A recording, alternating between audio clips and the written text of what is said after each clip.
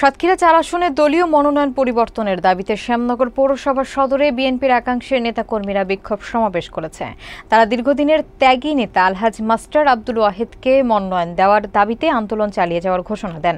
সমাবেশে বক্তারা হঠাৎ রাজনৈতিক অঙ্গনে আসা বর্তমান মনোনীত প্রার্থী মনিরুজ্জামান মনিরের মনোনয়ন বাতিলের দাবি পুনর্ব্যক্ত করেন।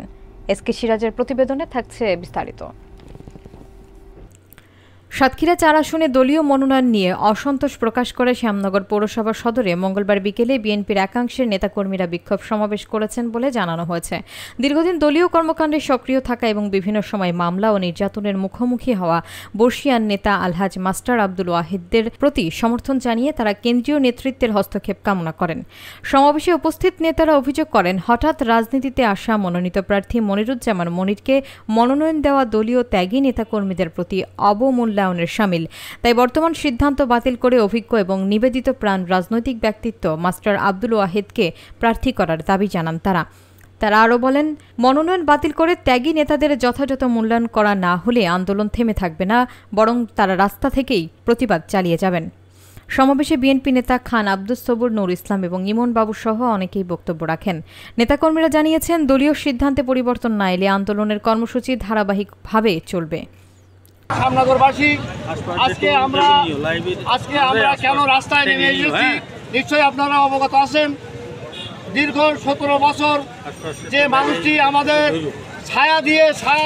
ছাতার মতো ছায়া দিয়ে রাখছিল, আজকে দল তাকে মূল্যায়ন না করে একটি হাইব্রিড নেতাকে মনোনয়ন দেওয়ায় এবং সে আগামী দিনে জাতীয় পার্টি করত, জাতীয় পার্টির পক্ষ নিয়ে সে আমাদের উপরে অনেক অন্যায় নির্যাতন করেছে।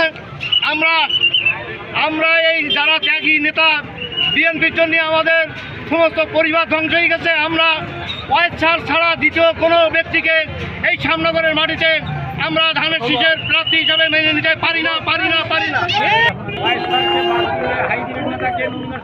আমরা খুবই চিন্তিত, যেহেতু ওয়াহিদ স্যারের নমিনেশন দিলে আমরা এই সিটকে তারেক রহমানের হাতে উপহার দিতে পারতাম। আমি আশা করি ওয়াহিদ স্যারের বাইরে ওয়াহিদ স্যারের নমিনেশন দিলে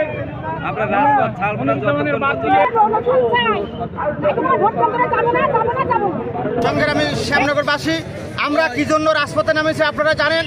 আমাদের শ্যামনগরের গণমানুষের নেতা, দীর্ঘদিনের রাজপথে লড়াকর সৈনিক, সদ্য সাবেক বিএনপির সভাপতি আলহাজ মাস্টার আব্দুল ওয়াহিদ দীর্ঘদিন রাজপথে এই 16-17 বছর দলটাকে ধরে রাখছেন। বহু মামলার শিকার হয়ে, বহু কেস কামের অত্যাচার নির্যাতনের শিকার হয়ে দলকে সুসংগঠিত করে সমস্ত অঙ্গ সহযোগী সংগঠনকে একসাথে ঐক্যবদ্ধ রেখে তিনি রাজপথে এই আওয়ামী দুঃশাসনের বিরুদ্ধে আন্দোলন সংগ্রাম করে বিএনপিটাকে টিকিয়ে রেখেছে। আমাদের আশা ছিল, আমাদের ভরসা ছিল, আমাদের দেশনায়ক তারেক রহমান সাহেব বারবার যে বিবৃতি দিয়েছেন, যারা দলের ত্যাগী তাদেরকে মূল্যায়ন করা হবে আগামী জাতীয় সংসদ নির্বাচনে। কিন্তু আমরা কি দেখলাম, আমরা সম্ভাব্য যে একটি তালিকা প্রকাশ করা হয়েছে, তাতে ওয়াহিদ স্যারের নাম নাই।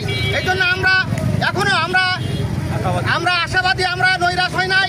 শ্যামনগর উপজেলা বিএনপি